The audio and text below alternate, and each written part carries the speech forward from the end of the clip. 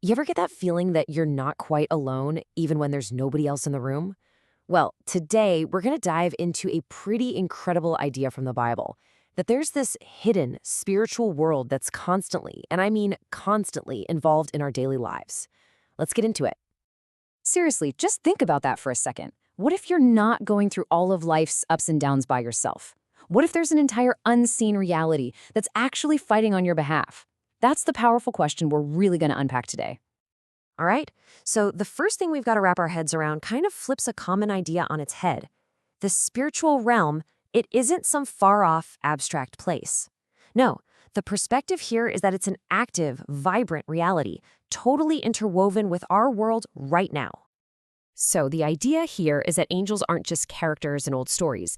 They're described as being right here, right now, present, engaged, walking, standing, and moving with a real purpose among us.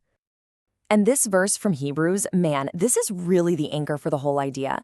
It totally frames the purpose of angels. They're not just passive observers. They are active ministering spirits. They are servants sent on a specific mission to help people of faith. Their whole job is active service. Okay, so that's the big picture. But what does that actually mean for you? This is where we get into the concept of a personal angelic support system. We're going from the general to the very, very specific. So what exactly are these ministering spirits? Well, that term implies a super clear mission. It's not random. Their role is basically threefold: to protect you, to guide you, and to carry out God's instructions specifically for believers. Now, what's so fascinating here is the connection between your life's purpose and this unseen help.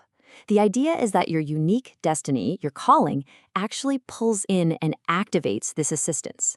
Get this. The bigger the assignment on your life, the stronger that angelic covering becomes. So if they're always active, what does that actually look like, in our day-to-day lives? Let's break down some of the practical ways this intervention is said to happen. First up, let's talk about divine protection. And this is so much more than just one thing. We're talking about a whole range of actions, from blocking accidents you didn't even know were about to happen, to literally standing guard while you sleep, and even pushing back against negative forces. And beyond just protection, there's guidance. I mean, have you ever had one of those sudden gut feelings? An insight that just popped into your head and totally redirected you? The idea is that those moments, those little nudges, those timely warnings, could be angelic influence, all designed to keep you on the right path. And this goes even deeper into our personal struggles.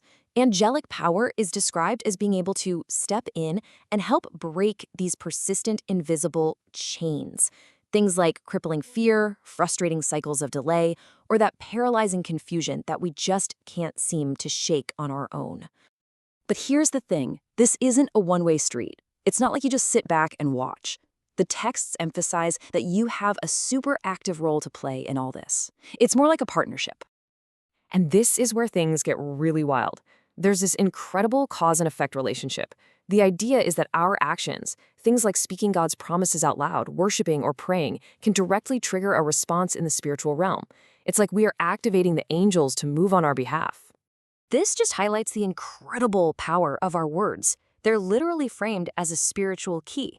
So words that are full of faith, they're said to unlock and release angelic help. But on the flip side, words of fear and doubt, they can actually limit that activity. So after all of this, what's the big takeaway? How does knowing about this unseen reality actually change things for us? Well, it all boils down to living with a whole new level of confidence. At its core, the transformation here is a huge mental and emotional shift.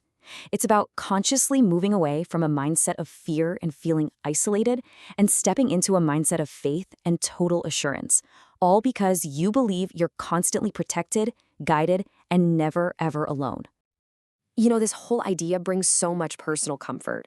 Just think about the biblical example of an angel strengthening Jesus when he was at his weakest moment. The suggestion is that that same exact support is available for us today, for anyone feeling broken or just completely discouraged. It's a powerful reminder that you're never truly on your own. And that brings us to the final question, the one for you to really think about.